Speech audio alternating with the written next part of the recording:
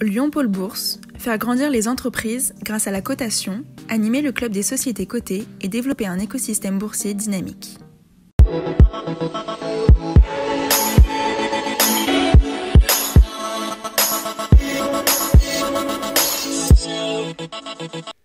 Bonjour et bienvenue dans Bourse et Valeurs. Merci d'être fidèle au rendez-vous des entreprises régionales cotées sur lyondécideur.com et les réseaux sociaux. À retenir cette semaine, AST Group, l'entreprise de Dessine, troisième constructeur français de maisons individuelles, qui a vu son activité reculer de 9% en 2021 à 160 millions d'euros. Une baisse que la direction explique par les problèmes d'approvisionnement en matières premières. Reste que les prises de commandes sont à leur plus haut. Plus de 2500 maisons individuelles commandées en fin d'année, soit un bond de 22%. Et le carnet de commandes à 284 millions d'euros affiche une progression de plus 28%. En bourse, l'action AST Group s'inscrit à 5,14 € en hausse de 8,4% par rapport au 1er janvier, en hausse de 9,8% en un an et de 6,4% en 5 ans. Voilà, on retrouve à présent notre invité Hervé Affagard, PDG de MaaT Pharma. Bonjour. Bonjour. Merci d'être avec nous. Biotech lyonnaise qui a rejoint la bourse fin 2021. On va rappeler peut-être pour commencer votre cœur d'activité. Bien sûr. Alors, notre métier, c'est d'améliorer le pronostic vital de patients qui ont un cancer sévère. On va s'intéresser principalement à des patients qui ont une leucémie, un lymphome, un myélome. Notre métier, c'est vraiment de moduler le microbiote intestinal du patient afin de moduler son immunité, et d'améliorer en fait la réponse au traitement anti-cancer, d'améliorer son statut immunitaire et in fine d'améliorer son pronostic vital. Voilà. Alors, autrement dit, un champ très important.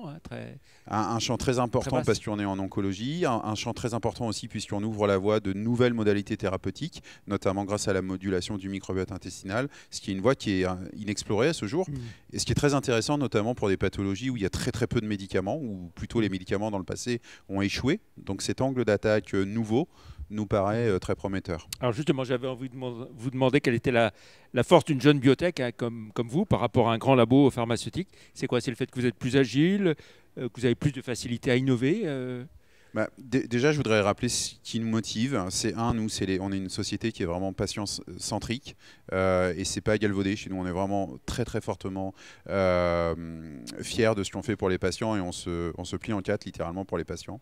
Deux, c'est notre équipe. On a une équipe qui est extrêmement forte. Et ensuite, on a eu la chance aussi d'être accompagnés par des investisseurs qui nous ont toujours accompagnés. C'est-à-dire qu'à chaque fois qu'ils ont mis chez nous, ils ont toujours remis derrière. Donc, on a eu cette chance aussi d'être très bien accompagnés par nos investisseurs. Depuis quand la création de... On a créé la société en décembre 2014 et on a levé environ 80 millions au total. Si on devait résumer en quelques mots la stratégie du MaaT Pharma, qu'est-ce que vous diriez? Donc nous, notre stratégie, c'est de développer, de créer une société intégrée, c'est-à-dire que pour certains produits, on pourra aller jusqu'à la commercialisation par nous-mêmes, d'où notamment ce saut que l'on fait sur le plan du manufacturing. Je pense qu'on y reviendra avec des infrastructures supplémentaires qui vont nous permettre d'envisager d'aller plus loin avec nos produits.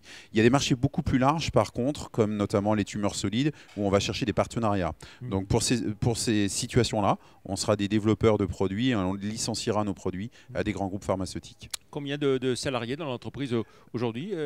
Beaucoup de chercheurs, j'imagine? Oui, en fait, on a 45 personnes. Un tiers d'entre eux ont au moins une thèse. Ça vous donne une idée. Alors, le choix de la bourse, c'est quoi? C'est pour lever des moyens financiers, mais aussi la notoriété, la crédibilité à l'international, entre autres? Oui, en fait, lever de l'argent en ce moment, que ce soit en privé ou en public, il n'y a pas une grande différence. Il y a beaucoup d'argent aussi dans des tours privés, donc on aurait pu considérer un tour privé. L'avantage pour nous d'aller en bourse, c'est, déjà, on a un premium, on est la première société du microbiote cotée sur Euronext, ce qui, à mon avis, ouvre la voie à pas mal de choses. Et puis surtout, effectivement, la notoriété, ça nous a permis d'aller capter des investisseurs qu'on n'aurait peut-être pas captés sinon. Et l'idée maintenant, c'est d'élargir notre base d'investisseurs, maintenant qu'on est dans la place, et d'aller chercher d'autres investisseurs en Europe, aux États-Unis, puisque en fait lever des fonds une fois qu'on est coté, c'est quand même un petit peu plus simple, puisque les documents sont publics, on peut simplement se faire connaître, les décisions peuvent se prendre rapidement, et comme notre développement est très rapide également, on a pensé que c'était très adapté. Alors le bilan de ces premiers mois en bourse? Alors, on est rentré en bourse, je dirais, on est un peu la dernière société à avoir fait une belle entrée en bourse avant que la fenêtre se referme un peu. Donc, nous, on est dans décembre, janvier, ça n'a pas été terrible. On est rentré en novembre, ça n'a pas été terrible pour les marchés. Donc, nous, on résiste plutôt bien. Encore hier, on a fait une belle progression. Donc, on résiste plutôt bien. Et en fait, notre stratégie aujourd'hui, c'est vraiment de continuer à délivrer selon ce qu'on a annoncé à l'automne 2021, de montrer qu'on est là, qu'on est au rendez-vous, et on espère que les investisseurs vont apprendre à nous faire confiance à mesure qu'ils nous connaissent. Voilà. Avec au minimum, alors vous avez dit tout ce que vous avez levé depuis votre création, mais c'est plus de 30 millions, 35, on a levé 36 36 millions en novembre. 36 millions, voilà, en bourse.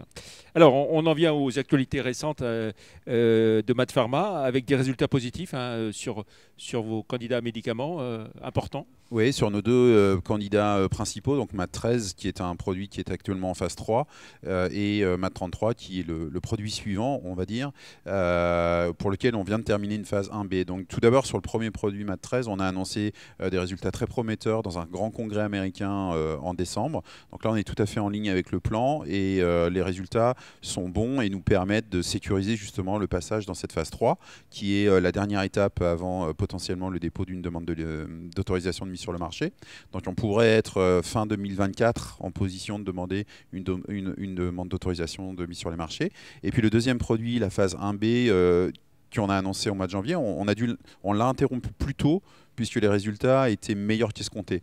Et donc du coup, là aussi, on est en situation de pouvoir démarrer la phase 2-3, qui pourra aussi être une phase d'enregistrement dès la fin de l'année. Donc potentiellement, à la fin de l'année, on a 2 phases d'enregistrement qui auront démarré sur nos produits les plus avancés. Alors, deux informations importantes là-dessus. Et puis l'actualité encore plus récente, c'était mardi, un partenariat avec Sky Pharma pour une première usine de production pour tout ce qui est biothérapie issue du microbiote.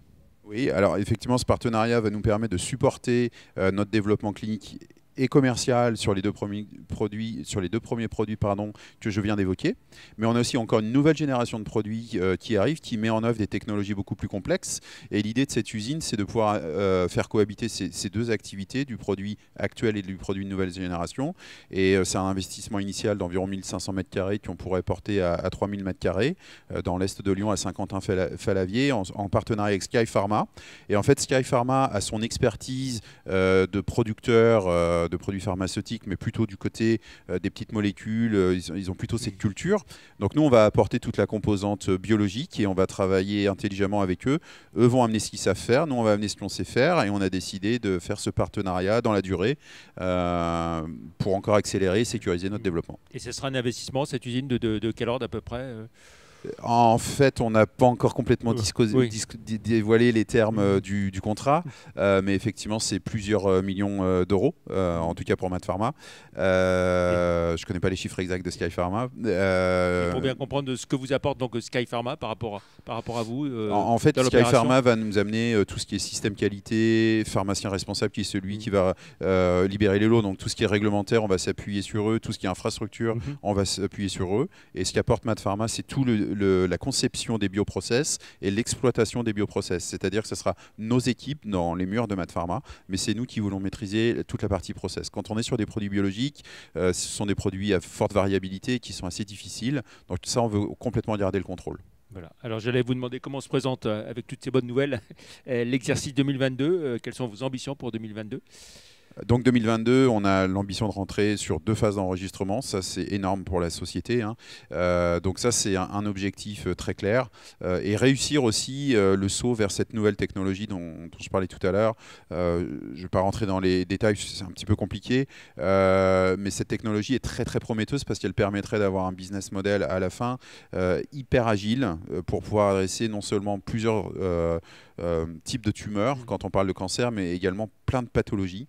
C'est un mélange d'intelligence artificielle, de bioprocess. Enfin, c'est une technologie extrêmement prometteuse. Et donc ça aussi, on voudrait générer les premières preuves non cliniques en 2022 sur cette nouvelle technologie. Et j'imagine qu'il y a déjà des grands groupes qui cherchent à vous racheter, non ? Alors oui, il y a des groupes plus ou moins grands qui essayent de nous approcher pour des licences. On ne peut pas parler de rachat pour l'instant. Enfin, on a des discussions de tout type, je dirais. Voilà, mais vous devez intéresser évidemment beaucoup de monde. Merci beaucoup Hervé Affagard d'avoir été notre invité dans Bourse et Valeurs. On regarde votre parcours en bourse pour finir. À présent, au moment où on enregistre cette émission, vous êtes autour de 12,45 €, un repli de 6,7% depuis le 1er janvier et de moins de 9,7% en 3 mois. Plus d'informations sur Matpharma sur les sites live.ronex.com et zonebourse.com. Merci. Et puis Merci à vous. Un conseil de lecture pour ce week-end. Le dernier L'Union Décideur qui vient de sortir avec un grand dossier sur le business des chefs et un grand entretien avec Bruno Bernard et le portrait de Stéphane Blanchet, le patron des puces du canal. Excellent week-end. À la semaine prochaine. Merci. Au revoir.